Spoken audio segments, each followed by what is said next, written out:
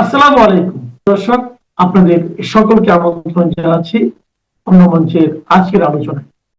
ভারতে অবস্থানরত বাংলাদেশের সাবেক প্রধানমন্ত্রী শেখ হাসিনার দেশে ফেরার বিষয়টি নিয়ে দেশ দুটির শীর্ষ পর্যায়ে আলোচনা ও সমঝোতা অনেকখানি এগিয়ে গেছে। ঢাকা ও দিল্লির শীর্ষ পর্যায়ের একাধিক সূত্রে এমন তথ্য জানা গেছে। গত 3 দিনে একদিকে দেশ দুটির শীর্ষ প্রতিনিধিদের মধ্যে দফায় দফায় বৈঠক, অন্যদিকে দেশ দুটির অভ্যন্তরে শীর্ষ পর্যায়ে অনেকগুলো বৈঠক হয়েছে।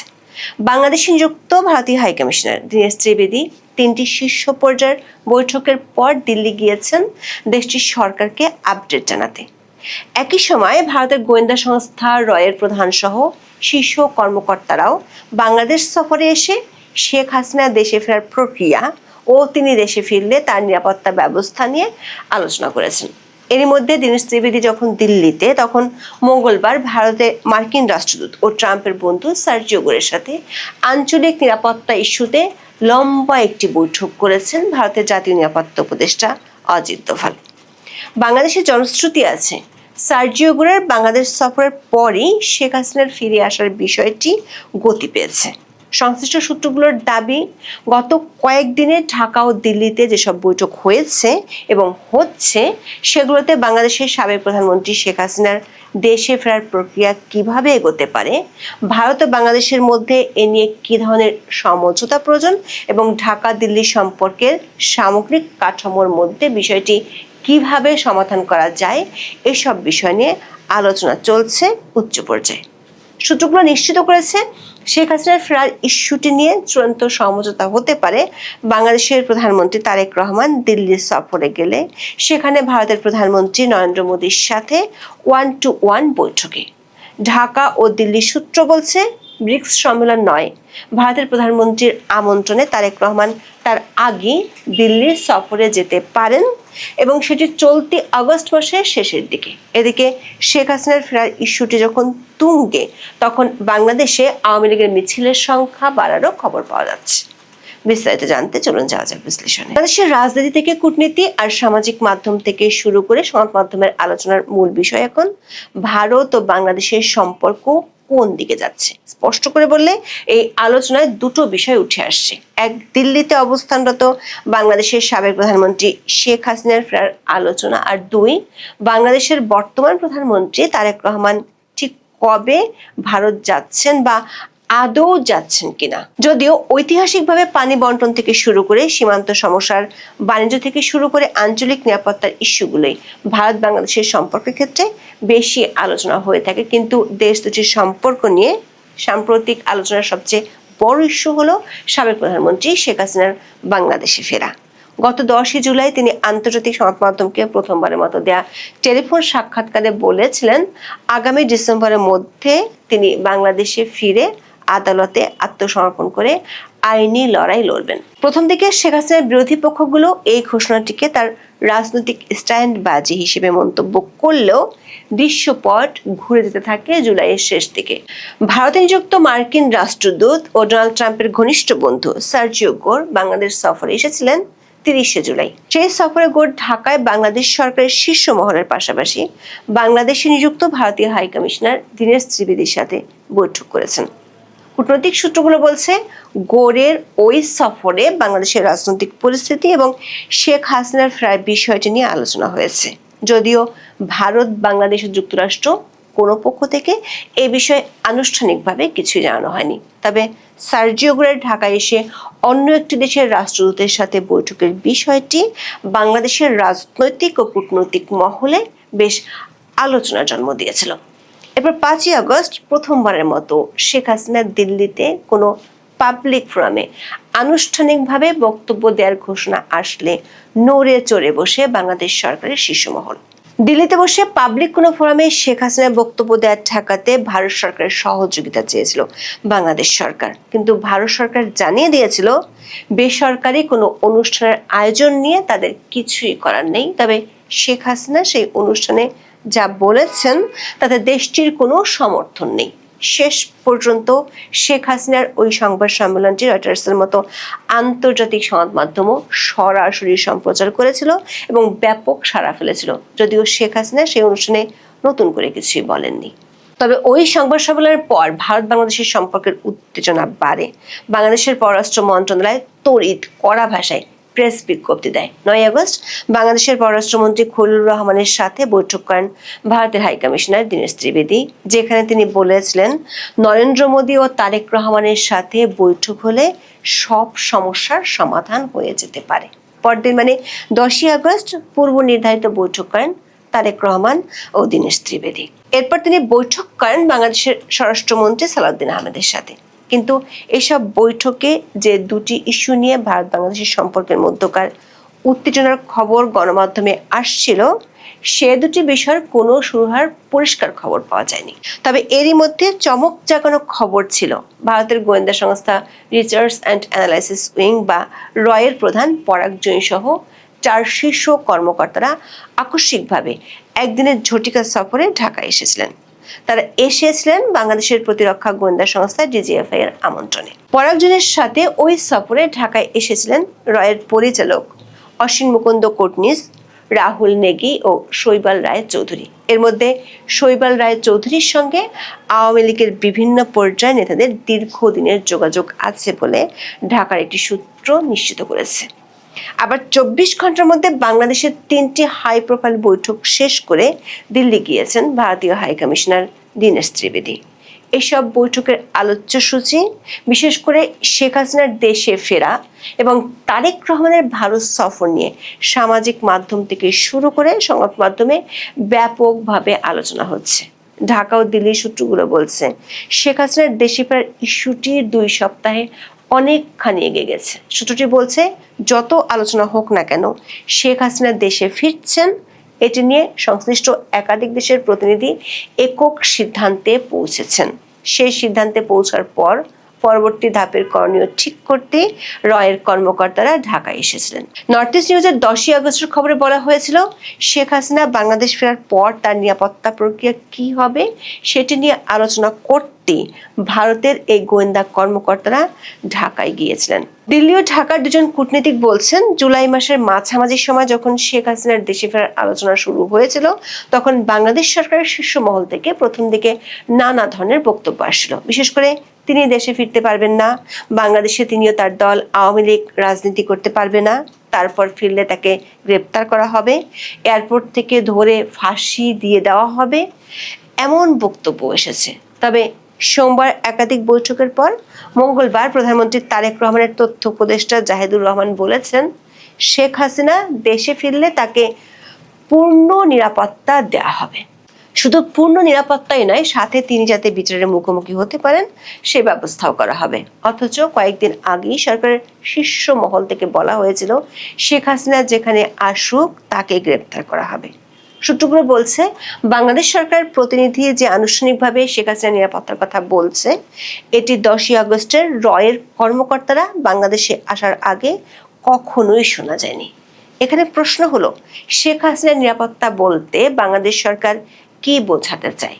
একাধিক সূত্র বলছে শেখ হাসিনা দেশে ফিরলে কোথায় রাখা হবে, সেখানকার নিরাপত্তা ব্যবস্থা কেমন থাকবে, বাচ্চু রাজাকারের মতো দণ্ডিত ব্যক্তিদের গ্রেপ্তার না করে শেখ হাসিনাকে সরকার গ্রেপ্তার করলে কি প্রতিক্রিয়া দেখা দিতে পারে, এসব বিষয় নিয়ে এখন দেশ দুটির প্রতিনিধিদের মধ্যে আলোচনা চলছে। বাংলাদেশের কারা অধিদপ্তরের একজন ঊর্ধ্বতন কর্মকর্তা নাম প্রকাশ না করার শর্তে বলেছেন ইতিমধ্যে তারা উপরের নির্দেশে ভিভিআইপি বন্দী হিসেবে বিশেষ কারাগারের প্রস্তুতি নেওয়া শুরু করেছেন। তবে ঢাকা ও দিল্লি সূত্রগুলো বলছে শেখ হাসিনার ফেরার বিষয়টি নিশ্চিত হলেও তিনি কোন প্রক্রিয়ায় ফিরবেন সেটা নিয়ে জটিলতা রয়ে গেছে। গত 2টি ভিডিওতে আমরা জানিয়েছিলাম বাংলাদেশ সরকার চায় বন্দি বিনিময় চুক্তি অনুযায়ী শেখ হাসিনার প্রত্যর্পণ। শেখ হাসিনা 24 আগস্ট থেকে ভারতে আছেন। ওই বছরের 20 থেকে 27 ডিসেম্বর বাংলাদেশের অন্তর্বর্তী সরকার শেখ হাসিনাকে ফেরত চেয়ে ভারত সরকারকে 2টি চিঠি দিয়েছিল। এরপর 2025 সালের 17 নভেম্বর শেখ হাসিনার মৃত্যুদণ্ড দেওয়া হলে ওই বছরের 21 নভেম্বর শেখ হাসিনার প্রত্যর্পণ চেয়ে ভারতকে চিঠি দেওয়া হয়।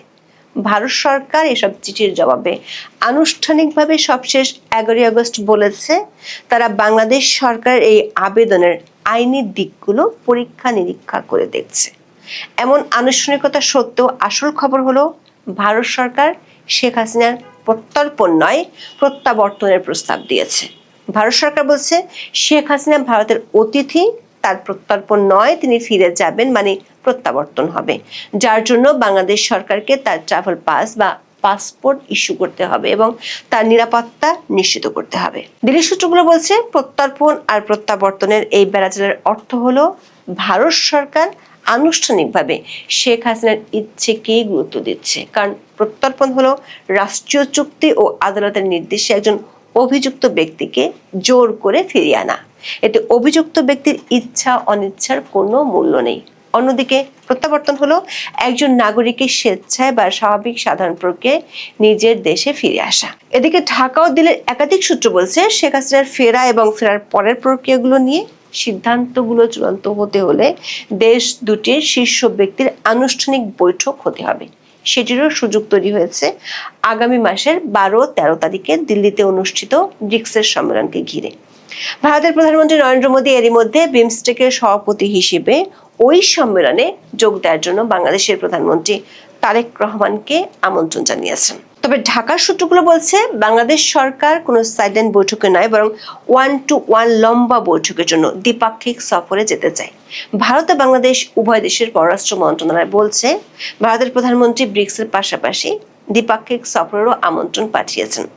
11ই আগস্ট ভারতীয় সংবাদ মাধ্যম নর্থ ইস্ট নিউজের খবরে বলা হয়েছে তারেক রহমানের ব্রিক্স সম্মেলনে যোগ দেওয়ার সম্ভাবনা কম, তবে তিনি দিল্লি যাচ্ছেন সেটি হতে পারে চলতি আগস্ট মাসের শেষ দিকে দ্বিপক্ষীয় সফরে। 20 আগস্ট বাংলাদেশের রাষ্ট্রপতি নির্বাচন শেষ হলে ক্যাবিনেট বা মন্ত্রিপরিষদ পুনর্গঠন হতে পারে, এর পরপরই ভারত সফরটি চূড়ান্ত হতে পারে। দিল্লির একটি সূত্র বলছে দীনেশ ত্রিবেদী ঢাকায় ফেরার পর বিষয়টি নিয়ে দুই পক্ষে আলোচনাও হতে পারে। 11ই আগস্ট তারেক রহমানের উপদেষ্টা জাহিদুর রহমান সাংবাদিকদের বলেছেন যে কোনো সময় দিল্লি যেতে পারেন বাংলাদেশের প্রধানমন্ত্রী। এদিকে দীনেশ ত্রিবেদী দিল্লি যাওয়ার পর বাংলাদেশে গত 2 দিনে তিনি যেসব বৈঠক করেছেন সে ব্যাপারে প্রধানমন্ত্রী নরেন্দ্র মোদীকে ব্রিফ করেছেন। আবার একই দিন ভারতের জাতীয় নিরাপত্তা উপদেষ্টা অজিত দোভালের সাথে বৈঠক করেছেন ট্রাম্পের বন্ধু সার্জিও গোর নিজে এক্স হ্যান্ডেলে বিষয়টি জানিয়েছেন, যেখানে আলোচ্য সূচির মধ্যে আঞ্চলিক নিরাপত্তার কথাও তুলে ধরেছেন। কূটনৈতিক মহলের ধারণা দীনেশ ত্রিবেদী দিল্লি যাওয়ার পর সার্জিও গোরের সাথে অজিত দোভালের বৈঠক তাৎপর্যপূর্ণ হতে পারে। শেখ হাসিনা ও আওয়ামী লীগ ইস্যুতে সাম্প্রতিক সময় ভারত ও বাংলাদেশের মধ্যে আমেরিকার ভূমিকা নিয়ে বিশেষ করে গোরের বাংলাদেশ সফরের পর যে আলোচনা উঠেছে, দোভাল ও গোরের বৈঠক সেটির দিকেই ইঙ্গিত দেয়। সূত্রগুলো বলছে ঢাকায় ত্রিবেদীর সাথে তারেক রহমানের বৈঠক শেষে ত্রিবেদীর দিল্লি যাওয়া, রয়ের শীর্ষ কর্মকর্তার ঢাকা সফর, দিল্লিতে দোভাল গোর বৈঠক, এত গুরুত্বপূর্ণ বৈঠকগুলো পরপর হওয়ায় কূটনৈতিক মহলে এগুলো ব্যাপক আলোচনা ও কৌতূহলের জন্ম দিয়েছে। ধারণা করা হচ্ছে শেখ হাসিনা ইস্যুকে ঘিরে রাজনৈতিক ও নিরাপত্তা উভয় চ্যানেলে ব্যবহার করা হচ্ছে। এই দুই চ্যানেলে আগামী কয়েকটি সপ্তাহ খুবই গুরুত্বপূর্ণ হয়ে উঠতে পারে, এমন ইঙ্গিত মিলেছে ঢাকা ও দিল্লির কূটনীতিকদের কাছ থেকে। এদিকে শেখ হাসিনার স্বদেশ ফেরার আলোচনা যখন তুঙ্গে, তখন বাংলাদেশে কার্যক্রম নিষিদ্ধ থাকা আওয়ামী লীগের মিছিলের সংখ্যা বাড়ছে। নমস্কার, আমি তরুণ ঘোষ।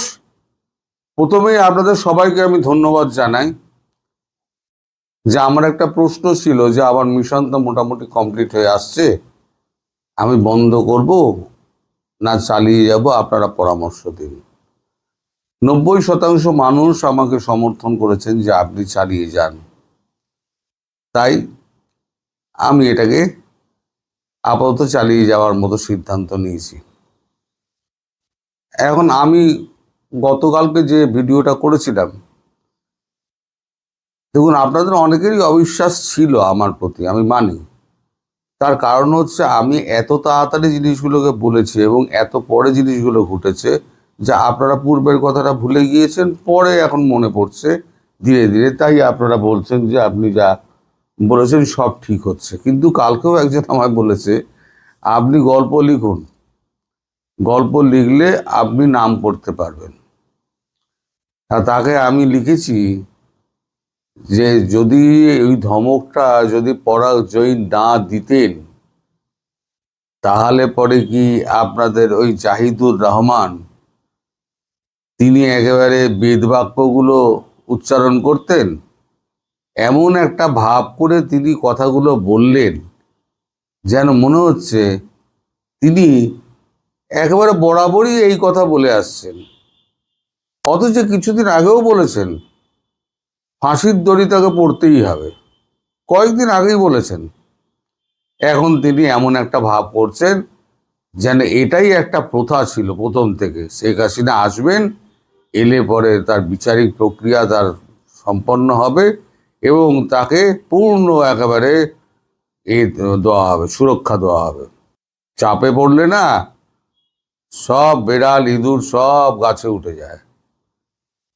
গতকালকে একটা মানে দ্বিপাক্ষিক একটা সমঝোতা পত্র হয়েছে, স্বাক্ষরিত হয়েছে আমাদের মার্কিন যুক্তরাষ্ট্র এবং ভারতের মধ্যে। যুক্তরাষ্ট্র ভারতের মধ্যে যে সমঝোতা পত্রটা হয়েছে সেটা অপ্রকাশিত, সেটা হচ্ছে ক্লাসিফাইড, এটা প্রকাশ করা হবে না। আমি তার কয়েকটা লাইন পেয়েছি, তার মধ্যে যেগুলো বিতর্কিত সেগুলো আবার কেটে লাল দাগ দিয়ে কেটে দিয়েছি। আমি দেখেই যাচ্ছি যুক্তরাষ্ট্র ও ভারত কূটনৈতিকভাবে এমন একটি সমঝোতায় পৌঁছেছে যার মাধ্যমে বাংলাদেশের সাবেক প্রধানমন্ত্রী শেখ হাসিনার নিরাপদে দেশে ফেরার সুযোগ তৈরি করা হতে পারে। একই সঙ্গে তার মৃত্যুদণ্ড এবং অন্যান্য সাজা অন্তত 1 বছরের জন্য স্থগিত রাখার বিষয়েও সমঝোতা হয়েছে বলে সূত্রের দাবি। গত 2 সপ্তাহে যুক্তরাষ্ট্র ও ভারতের কর্মকর্তারা বাংলাদেশ সরকারের জ্যেষ্ঠ সদস্যদের, যার মধ্যে প্রধানমন্ত্রী তারেক রহমানও রয়েছে, বিষয়টি জানিয়েছেন এবং ঢাকার সহযোগিতা চেয়েছেন বলে উল্লেখ করা হয়েছে। ভারত শেখ হাসিনার দেশে ফেরা ও তার নিরাপত্তার বিষয়টিকে নিজেদের জাতীয় নিরাপত্তার স্বার্থের সঙ্গে সংশ্লিষ্ট বিষয় হিসেবে বিবেচনা করছে বলে দাবি করা হয়েছে। একই সঙ্গে নয়াদিল্লি, রাশিয়া, ইউরোপের কয়েকটি দেশের সঙ্গেও এ বিষয়ে ঘনিষ্ঠভাবে আলোচনা চালিয়ে যাচ্ছে। আমি বলেছিলাম না যে আপনার বিভিন্ন ইউরোপিয়ান দেশগুলোতে প্রধানমন্ত্রী ঘুরে বেড়াচ্ছেন এবং 20-22টা দেশ এই আন্তর্জাতিক আদালত নিয়ে, বিতর্কিত আদালত নিয়ে একটি চিঠি দেবেন, নইলে তারা কূটনৈতিক সমস্ত সম্পর্ক ছিন্ন করবেন, এটাও বলেছিলাম। কদিন বাদে এটা হবে, মিলিয়ে নেবেন। যেমন পটাকাবাজি যদি বেশি তাইরেবেরি করে তাহলে পটাকাবাজি ফোটানো কিন্তু শুরু হয়ে যাবে, সেটাও মিলিয়ে নেবেন। তখন ওই ভদ্রলোক যে লিখেছিলেন না, তার পেছনে আমি বলবো একটা কালী পটকা ফাটিয়ে দিতে। শেখ হাসিনার প্রত্যাবর্তনের নিরাপত্তার বিষয়ে ভারতের একটি উদ্যোগকে চীন সমর্থন করেছে, তবে এই চীনের এই সমর্থনের মাত্রা ও ধরন সম্পর্কে কোনো প্রকাশ্য প্রমাণ সরকারিভাবে নিশ্চিতকরণ হয়নি। সার্বিকভাবে কথিত এই কূটনৈতিক উদ্যোগের সঙ্গে কয়েকটি বিষয় পরস্পর সম্পর্কিত: শেখ হাসিনার আইনি অবস্থান, তার সাজা স্থগিতের সম্ভাবনা, ব্যক্তিগত নিরাপত্তা নিশ্চয়তা, দেশে ফেরার শর্ত এবং আওয়ামী লীগের রাজনৈতিক অবস্থান। ভারতের জন্য বিষয়টি রাজনৈতিক ও নিরাপত্তা দুই দিক দিয়েই গুরুত্বপূর্ণ। নয়াদিল্লিকে বাংলাদেশের বর্তমান সরকারের সঙ্গে পাশাপাশি শেখ হাসিনা আওয়ামী লীগকে ঘিরে দীর্ঘদিনের নিরাপত্তা সংক্রান্ত উদ্বেগের মধ্যেও ভারসাম্য রক্ষা করতে হবে। অন্যদিকে যুক্তরাষ্ট্রের কাছে বিষয়টি ক্রমেই আঞ্চলিক স্থিতিশীলতা এবং ভারতের সঙ্গে কৌশলগত সহযোগিতার বৃহত্তর প্রেক্ষাপটে গুরুত্বপূর্ণ হয়ে উঠেছে। মানে ব্যাপারটা কি জানেন, আমেরিকার এটা কি প্রথম তাই বলে এসেছিল যে আমেরিকা থেকে আমেরিকা বা বাংলাদেশ থেকে পা না তুললে ভারত কোনো রকম সাহায্য করবে না। মনে করে দেখুন, আমি শুরু থেকে বলে আসছি। আলটিমেটলি আমেরিকা বুঝেছে। আমেরিকা বোঝার পর আমেরিকার এখন বর্তমান অবস্থা হচ্ছে আমেরিকা ফেঁসে গেছে। আমি একটা কপি করেছিলাম, ইরানে হাত পোড়ালেন ট্রাম্প, ইরানে আঘাত করে হাত পোড়ালেন ট্রাম্প, আমি এরকম করেছিলাম একটা। তো এখন ট্রাম্প ওখান থেকে বেরোতে চাইছেন। ট্রাম্প বেরোতে গেলে কি করতে হবে? ট্রাম্প বেরোতে গেলে এখন ভারতের সাহায্য দরকার, কারণ ইরানকে সহযোগিতা করছে কারা? চীন এবং রাশিয়া। ভারত বললে চীন মানবে, তার কোনো মানে নেই, কারণ চীনের আলাদা স্বার্থ রয়েছে। রাশিয়া হচ্ছে পরম বন্ধু। রাশিয়াকে যদি পুতিনকে যদি অনুরোধ করা হয়, আমাদের প্রধানমন্ত্রী অনুরোধ করেন, তাহলে পুতিন হয়তো কথা শুনতে পারে। সেক্ষেত্রে আবার ভারত বলে দিয়েছে যে আপনারা যেটা করতে হবে, আপনারা ইউক্রেনকে আপনারা থামান, অস্ত্র সহযোগিতা বন্ধ করে দিলে ইউক্রেন থেমে যাবে। মানে আপনি টাকা পয়সা কিছুই দেবেন না, অস্ত্র কিছুই দেবেন না, কি দিয়ে লড়বে ইউক্রেন? এই ইউক্রেনের রাষ্ট্রপতিকে যেমন দেশ ছাড়া হতে হবে, আমাদের মহান তারেক রহমানকেও দেশ ছাড়া হতে হবে। এটা আমি আগাম বলে দিলাম। এটা আগেও বলেছিলাম, তাকে লন্ডনবাসী হতে হবে আবার, তিনি হয়তো লন্ডনবাসী হবেন। আচ্ছা, এবার দেশে ফিরলে, শেখ হাসিনা দেশে ফিরলে, আমি কতদিন আগে বলেছি সেপ্টেম্বর মাস, ডিসেম্বর নয়, সেপ্টেম্বর মাস। এখন সবাই সেপ্টেম্বর বলে চেঁচাচ্ছে, মানে আমার কথাগুলো এখন সব বাসি হয়ে গেছে। তো এখন সেপ্টেম্বর মাসে তিনি যদি দেশে ফেরেন, তাহলে 2027-এর নির্বাচন হবে। আর 2027-এর নির্বাচন হলে বুঝতেই পারছেন কি হবে। তার আগে তারেক রহমান তাকে একটা সসম্মানে নিষ্কৃতি দেওয়া হবে, মানে সেফ এক্সিট, সসম্মান নিষ্কৃতি দেওয়া হবে, তিনি বেরিয়ে যান। এবার নির্বাচনে সবাই অংশগ্রহণ করলো। তারেক রহমান যদি যেতেন, আবার দেশে ফিরে আসবেন, দেশে ফিরে এসে তিনি আবার শাসন ব্যবস্থা গ্রহণ করবেন।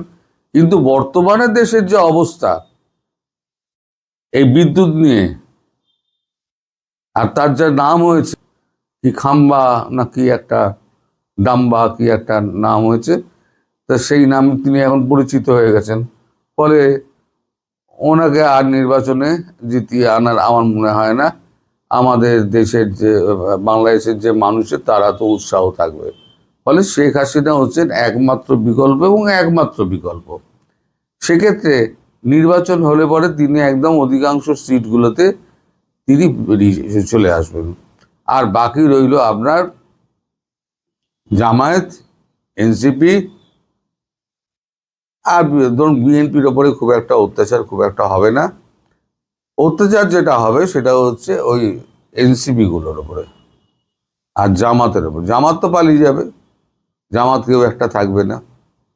জাতীয় পার্টি যোগ দেবে, নির্বাচনে যোগ দেবে, যেমন সহযোগী দল ছিল সেই সহযোগী দল হিসেবেই যোগ দেবে। বিএনপির খুব একটা সমস্যা নেই, মরবে হচ্ছে গিয়ে এই জামাত এবং এনসিপি। জামাত তো অর্ধেক পালিয়ে যাবে, সমুদ্রে ঝাঁপ দেবে, দুটোর একটা। এই যে আমি কথাগুলো বলছি না, আজকে হয়তো আপনাদের কাছে আবার অবিশ্বাস্য লাগতে পারে, কিন্তু ভবিষ্যতে আবার 1 মাস বাদে দেখবেন যে এগুলো আবার নতুন করে আমার কথাগুলো ফলছে। আমি আগে বলে দিই, এটাই হচ্ছে আমার দোষ, চেপে রাখতে পারি না, বলে দিই, মুখ ফসকে যায়, বলে দিই। তো যাই হোক, তারেক রহমান আসছেন কি আসছেন না তাও এখনো বোঝা যাচ্ছে না। এলে তিনি অন্তত 10টা রাষ্ট্রনেতার সঙ্গে আলাপ করতে পারতেন, কিন্তু নিজের দলের একই খবর, অবস্থা খারাপ, দেশের মানুষ ক্ষেপে আছে বিদ্যুৎ নিয়ে, তারপর আরও খেপাবেন কিনা ভারতে এসে, সেই ব্যাপারটাই তাকে নিয়ে চিন্তায় ফেলেছে। ফলে তিনি আর ওই পথে হাঁটবেন বলে আমার মনে হয় না। তিনি হয়তো ভারতবর্ষে আসবেন না, হয়তো একাকী দেখা করার জন্য হয়তো প্রধানমন্ত্রীর সঙ্গে আগস্টে দেখা করার কথা শোনা যাচ্ছে, কিন্তু আমি বিশ্বাস করি না তারেক রহমান প্রধানমন্ত্রী মোদির সঙ্গে দেখা করতে আসবেন, আমি বিশ্বাস করি না। যখন যদি হয় তাহলে আমি বলবো যে আমি ভুল বলেছি, আমি বিশ্বাস করি না। তো এই হচ্ছে আমাদের মার্কিন যুক্তরাষ্ট্র এবং ভারতের যে যৌথ একটা চুক্তিপত্র,